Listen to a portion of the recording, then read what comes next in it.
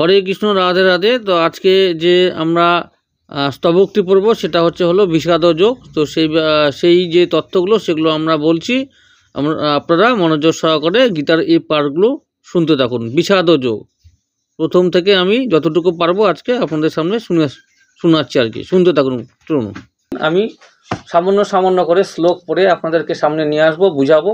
আর আপনারা এই ভিডিওগুলো আমার ঠিক রাত্রে সন্ধ্যাবেলা 7টা-8টার দিকে পেয়ে যাবেন। তো আপনারা সেই সময় ফাঁকা থাকবেন, সেই সময় ফাঁকা অবস্থা থেকে যার যে সমস্ত কাজগুলো করে টোরে নিয়ে সেই আমার যে ভিডিওগুলো আমি আপনাদের সামনে গীতা পাঠের যে অংশগুলো দেব সেগুলো কিন্তু আপনারা কিন্তু অবশ্যই দেখে নিয়ে সেই গীতার যে রস সেটা কিন্তু আস্বাদন করতে পারবেন। তো আজকে আমি শুরু করছি প্রথম অধ্যায়, বিষাদ যোগ। ধৃতরাষ্ট্র উপার্য, মানে ধৃতরাষ্ট্র বলছে আর কি শ্লোক, ধর্মক্ষেত্রে কুরুক্ষেত্রে সমবেতা যুধিষ্ঠির মামকা পাণ্ডবাশ্চর্য কিং কর্তব্য সঞ্জয়। তো এইখানে কিছু মানে আছে, এখানে যেমন সংস্কৃত মানে বাংলায় অনুবাদ করে আছে, সেই টুকরো মানেগুলো আমি কিছু প্রথম অংশে বলে দিচ্ছি আপনাদের সামনে। ধৃতরাষ্ট্র উপার্য, মহারাজ ধৃতরাষ্ট্র বললেন, ধর্মক্ষেত্রে কুরুক্ষেত্র নামক স্থানে সমবেতা মানে সমবেত হয়ে যুধিষ্ঠির যুদ্ধকামী মামকা আমার দল অর্থাৎ পুত্রেরা, পাণ্ডবা মানে পাণ্ডুর পুত্রেরা, চ মানে এবং অবশ্যই, কিম মানে কি অকর্তব্য করেছিল, সঞ্জয় হে সঞ্জয়। তো সঞ্জয়কে এখানে যেহেতু বলা হচ্ছে, তো অনুবাদটা কি হচ্ছে, এখানে ধৃতরাষ্ট্র বললেন, হে সঞ্জয়, ধর্মক্ষেত্রে কুরুক্ষেত্রে যুদ্ধ করার মানুষে সমবেত হয়ে আমার পুত্রেরা এবং পাণ্ডুর পুত্রেরা কি করলো। তো তাৎপর্য আমি বলে শোনাচ্ছি আপনাদেরকে। এই কথাটার তাৎপর্যটা কি বাংলায় আমি পড়ে শোনাচ্ছি, যেটা আছে এখানে এই পাঠ্যপুস্তকের মধ্যে, অর্থাৎ গীতার মধ্যে। আমি বলছি, আপনারা কান দিয়ে শুনলেই এটা কিন্তু আপনার সেই হচ্ছে একই কাজ হবে। তো তাৎপর্য হলো, শ্রীমদ্ ভগবত গীতা বহু পঠিত যে ভগবত বিজ্ঞান, যার যে সারমর্ম গীতা মাহাত্ম্যে বর্ণিত হয়েছে, সেখানে বলা হয়েছে যে ভগবত গীতা পাঠ করতে হয় ভগবতদর্শী কৃষ্ণ ভক্তের তত্ত্বাবধানে পুঙ্খানুপুঙ্খভাবে বিশ্লেষণ করার মাধ্যমে এবং ব্যক্তিগত উদ্দেশ্য প্রণোদিত ব্যাখ্যাসমূহ বর্জনপূর্বক তা হৃদয়ঙ্গম করার চেষ্টা করা উচিত। যথাযথ যে হৃদয়ঙ্গমের দৃষ্টিভঙ্গি যে ভগবত গীতাতেই প্রদান করা হয়েছে অর্জুনের মাধ্যমে, যিনি স্বয়ং ভগবানের কাছ থেকে সরাসরিভাবে গীতা শ্রবণ করার পর তা হৃদয়ঙ্গম করেছিলেন। যদি কেউ গুরু পরম্পরার ধারায় যে উদ্দেশ্য প্রণোদিত ব্যাখ্যা বর্জন করে ভগবত গীতা হৃদয়ঙ্গম করবার সৌভাগ্য অর্জন করেন, তাহলে তিনি যে সমস্ত বৈদিক জ্ঞান এবং পৃথিবীর সব রকমের শাস্ত্রসমূহ অধ্যয়নের স্তর অতিক্রম করেন। তো ভগবত গীতা পড়ার সময় আমরা দেখি যে অন্য সমস্ত শাস্ত্রে যা কিছু আছে তা সবই ভগবত গীতায় আছে। উপরন্তু ভগবত গীতায় এমন অনেক তত্ত্ব আছে যা আর কোথাও নেই। এইটি গীতার বিশেষ মাহাত্ম্য। গীতা হচ্ছে পরম তত্ত্ব দর্শন, কারণ পরমেশ্বর ভগবান শ্রীকৃষ্ণ নিজে এই জ্ঞান দান করে গেছেন। তো এই যে ভগবত গীতার মধ্যে যে সমস্ত জ্ঞানগুলো দেওয়া আছে, তো প্রথম থেকে শেষ পর্যন্ত আমি আগে বলেছি শ্রী ভগবান অর্থাৎ শ্রীকৃষ্ণের বাণী, মুখনিঃসৃত বাণী। তো এই যে গীতার যে রস অর্থাৎ এই যে মূল্যবান সেই যে কথাগুলো, বাক্যগুলো, তো সেগুলো কিন্তু ভগবানের মুখ থেকে নিঃসৃত হয়েছে এবং সেটা নিজের বাক্য। যে মহাভারতে বর্ণিত ধৃতরাষ্ট্র ও সঞ্জয়ের আলোচনার বিষয়বস্তুটি যে ভগবত গীতার মহত্তত্ত্ব দর্শনের মূল উপাদান। এখানে আমরা জানতে পারি যে এই মহৎ তত্ত্বদর্শন প্রকাশিত হয়েছিল কুরুক্ষেত্রের রণাঙ্গনে, যা সুপ্রাচীন বৈদিক সভ্যতার সময় থেকেই পবিত্র তীর্থস্থান রূপে খ্যাত। যে ভগবান যখন মানুষের উদ্ধারের জন্য স্বয়ং এই পৃথিবীতে অবতরণ করেছিলেন, তখন তিনি পরম তত্ত্ব সমন্বিত এই গীতা দান করেন। ধর্মক্ষেত্র যে স্থানে ধর্মীয় আচারসমূহ অনুষ্ঠিত হয় শব্দটি খুবই তাৎপর্যপূর্ণ, কারণ কুরুক্ষেত্রের যুদ্ধক্ষেত্রে ভগবান শ্রীকৃষ্ণ অর্জুনের পক্ষ অবলম্বন করেছিলেন। যে কৌরবের পিতা ধৃতরাষ্ট্র তার পুত্রদের চূড়ান্ত জয়ের সম্ভাবনা সম্বন্ধে যে অত্যন্তই সন্দিগ্ধ ছিলেন। তাই দ্বিধা যে গ্রস্ত চিত্তে তিনি তার সচিব সঞ্জয়ের কাছ থেকে জানতে চাইলেন তারা কি করল। তিনি নিশ্চিত ছিলেন যে তার পুত্রেরা ও তার কনিষ্ঠ ভ্রাতা পাণ্ডুর পুত্রেরা কুরুক্ষেত্রের ভূমিতে যুদ্ধ করাবার মানুষই সমবেত হয়েছে। তবুও তার অনুসন্ধানটি ছিল তাৎপর্যপূর্ণ। তিনি চাননি যে পাণ্ডব ও কৌরবদের মধ্যে কোনো আপোষ মীমাংসা হোক। তিনি আশা করেছিলেন যে যুদ্ধে তার পুত্রদের ভাগ্য সুনিশ্চিত হোক। যেহেতু এই যুদ্ধের আয়োজন হয়েছিল কুরুক্ষেত্রে, যাকে বেদে আরাধনার ক্ষেত্র বলা হয়, উল্লেখ করা হয়েছে, এমনকি দেবতাদের জন্যও, তাই ধৃতরাষ্ট্র ও যুদ্ধের ফলাফলের যে উপরে এই পবিত্র স্থানের প্রভাব সম্বন্ধে সংখ্যাশূল যে হয়েছিলেন।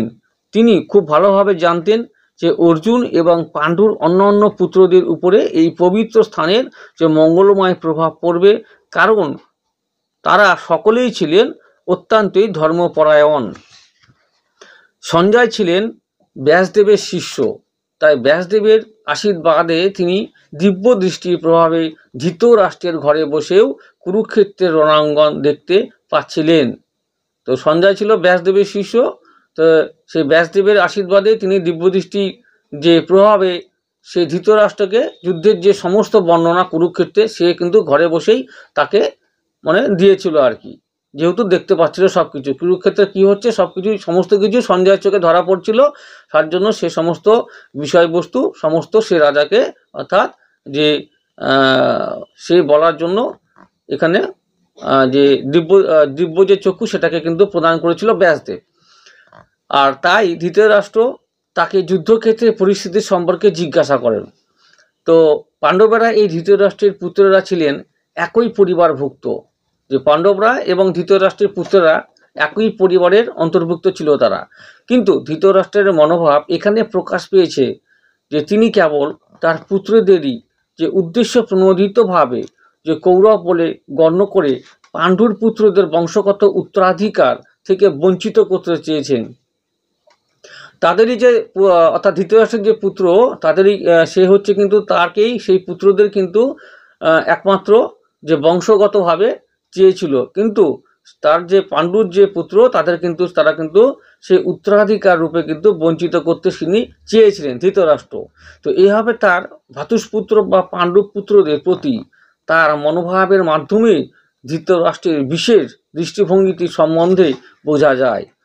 ধান খেতে যেমন আগাছাগুলি তুলে ফেলে দেওয়া হয়, ঠিক তেমনি এই আলোচ্য বিষয়টি শুরু থেকেই এটি আশা করা যায় যে কুরুক্ষেত্রের ধর্মক্ষেত্রে যেইখানে ধর্মের জনক শ্রীকৃষ্ণ স্বয়ং উপস্থিত রয়েছেন, যে আগাছার মতোই ধৃতরাষ্ট্রের পুত্র ও তাদের অনুগামীদের উপরে ফেলে দেবে, ফেলা হবে এবং ভগবানের ইচ্ছাক্রমে ধার্মিক যুধিষ্ঠির নেতৃত্বে ধর্মপরায়ণ যে মাহাত্ম্যগণের পুনঃপ্রতিষ্ঠা হবে। ঐতিহাসিক এবং বৈদিক গুরুত্ব ছাড়াও ধর্মক্ষেত্রে ও কুরুক্ষেত্রের শব্দ দুটির এই হলো তাৎপর্য। ধর্মক্ষেত্র মানে কুরুক্ষেত্র আর কি। তো সেই কুরুক্ষেত্রের তাৎপর্যটা কি হলো, এই যুদ্ধ, যেহেতু এখানে কুরুক্ষেত্রের যুদ্ধটা হয়েছিল যে এইখানে দুই পক্ষের মধ্যে, তো কৌরব এবং পাণ্ডব, তার জন্যই। তো এই হচ্ছে তাৎপর্য। এরপরে শ্লোক এখানে আমি চলে আসবো 2। তো 2 নম্বর শ্লোকে যেটা আছে সেটা কিন্তু আমি আগামী যে দিন সেটিতে আমি আপনাদের সামনে পড়ে শোনাবো, আর এইভাবেই কিন্তু পড়ে শোনাবার চেষ্টা করব যতটা পারি। আমি শ্রীকৃষ্ণ রাধা মাধবের কৃপায় আমি যতটা পারবো আপনাদের সামনে কিন্তু আমি পড়ে শোনানোর চেষ্টা করবো। আপনারা শুনবেন, যারা শুনছেন অবশ্যই সবারই শ্রীকৃষ্ণ ভালো করবেন, এবং আশা রাখি যে ভগবান আমাদের শ্রী যে কৃষ্ণ অর্থাৎ শ্রী বাসুদেব তার কৃপায় এবং তার যে আপনার আশ্রয় আছি আমরা, গোটা বিশ্ব, গোটা পৃথিবী, গোটা বিশ্ব জুড়ে তারই যে ছত্রছায়ায় আমরা বসবাস করছি। কারণ তার যে একটা আঙ্গুলের যে ইশারাতেই সব কিছু কিন্তু বদলে যায়। তার জন্য সে যতক্ষণ না কিছু বলছে তার অনুমতি ছাড়া একটা গাছের পাতাও বা একটা কিছুও কিন্তু নড়চড় হয় না। অর্থাৎ আমরা যে বেঁচে আছি তারই কৃপায়, যেহেতু আমরা কলিযুগে বাস করছি সেই জন্য আর কি। আর এরপরে তো পরের কথা, তো বিভিন্ন যুগে যুগে অবতরণ করেছেন পৃথিবীতে আমাদের। এই যখন পৃথিবী অনাচরে পূর্ণ হয়ে যাবে, সম্পূর্ণ হবে, কলিযুগেও তাই আসবে। এবং প্রত্যেকটা যুগে, যেমন ত্রেতা যুগ, দ্বাপর যুগ, সত্যযুগ, সমস্ত যুগে তো এরকম কিন্তু প্রত্যেকটা যুগেই আসবে। আর কলিযুগে আমাদের যেহেতু যে হচ্ছে কল্কি, অর্থাৎ কল্কি অবতার নামে আপনারা শুনেছেন হয়তো, কল্কি অবতার শ্রীকৃষ্ণেরই মানে রূপ আর কি। তো সে কল্কি অবতার রূপে কিন্তু আসবে, সেটি এখনো বেশ কয়েক লক্ষ বছর এখনো বাকি আছে সেই আসতে আর কি। ততদিন আমরা কেউ থাকবো না, আশা করি আর কি কেউ থাকবে না আর কি। এর থেকে কত প্রজন্ম যে শুরু হবে এবং কত ধ্বংস হবে তার কোনো ইয়াত্তা নাই এখানে। তো এইভাবে চলতে থাকবে পৃথিবী। আর সর্বশেষে সেই আমাদের শ্রীকৃষ্ণই আবার কল্কি অবতার রূপে পৃথিবীতে কিন্তু এই পৃথিবীতে অবতরণ করবে। যে যে যারা অদৃষ্ট, অর্থাৎ সেই যে যারা হচ্ছে এইখানে আগে যেরকম যে সে রাজা ছিল, যেরকম আবার রাক্ষস ছিল সেই রকম আর কি, তাদেরকে মারার জন্য। তো আমাদের তো এখন অধর্মের পথে এগোচ্ছে পৃথিবী, কলিযুগ আর কি, ধীরে ধীরে অধর্মের দিকেই যাচ্ছে আর কি। ধর্ম তো বলে কেউ এখন আর কতটা মানে না, কারণ 100%-এর মধ্যে হয়তো এখন 50% বা 40% হয়তো মানে, কিন্তু বাকিটা কিন্তু সেরকম করে কেউ করে না। তো ইদানিং চলছে এবং সবাই বিশ্বাসী আস্তে আস্তে হোক। আর সনাতন ধর্মে যেহেতু আমরা সবাই দীক্ষিত, হিন্দু ধর্মে আমরা সমাজের মধ্যে আছি, বসবাস করছি, হিন্দু ধর্ম নিয়ে আমরা জন্মগ্রহণ করেছি। অবশ্যই আমি আশা রাখি যে গীতা আপনারা সকলেই পাঠ করুন এবং সকলেই ভালো হবে। আর শ্রীকৃষ্ণকে অনুসরণ করুন, আর তাকেই কিন্তু অনুসরণ করে আপনাদের চলতে হবে। এইভাবে আপনারা চলুন, আশা করি ভালো হবে। আমার আরও চ্যানেল আছে যেগুলো আপনারা লিঙ্ক পেয়ে যাবেন। তো এর আগে আমি আলোচনা করেছিলাম আর কি, যেমন আমার বিজনেসের একটা লিঙ্ক আছে, আগরবাতি বিজনেস যে ব্যবসা আছে সেটার লিঙ্ক আমি ডেসক্রিপশনে দিয়েছি। এছাড়াও আরও দুটো লিঙ্ক আছে, তো সেটাও দেওয়া আছে, আপনারা কিন্তু চাইলে সেখানে গিয়ে ভিজিট করতে পারেন, দেখতে পারেন। আর সঙ্গে সঙ্গে আমরা দুইজনই কিন্তু এই যে গীতা পড়ি, পাঠ্যপুস্তক আমরা গীতা পড়ি, এবং স্বামী স্ত্রী আমরা যে দুইজন মিলে আমরা ভগবানের যে নাম কীর্তন করি, এবং যেখানে যাব সেই নাম কীর্তনের ভিডিওগুলোও পাবেন। আর এছাড়াও আমি মৃদাঙ্গ সেই বাজাই আর কি, কীর্তন করি এবং বাজাই, সেই ফুটেজগুলো ভিডিওগুলো আপনারা কিন্তু একটার পর একটা কিন্তু পেতে থাকবেন। তো আশা করি হয়তো ভালো লেগেছে কিনা জানি না, আপনারা কমেন্ট করে জানাবেন। জয় গীতা, হরে কৃষ্ণ বলে রাধে রাধে। যদি ভালো লেগে থাকে অবশ্যই কমেন্ট করবেন। আর এই ভগবানকে আপনারা কিন্তু অবশ্যই সকলে মিলে কিন্তু ধরে রাখবেন আর কি, এই বুকেতে আর কি। তো জয় গীতা, রাধে রাধে, হরে কৃষ্ণ। সবাই ভালো থাকুন, সুস্থ থাকুন। আগামী দিনে এই শ্লোক, পরবর্তী যে শ্লোক পড়ব সেটা শোনার জন্য অপেক্ষা থাকুন বন্ধুরা। হরে কৃষ্ণ, রাধে রাধে।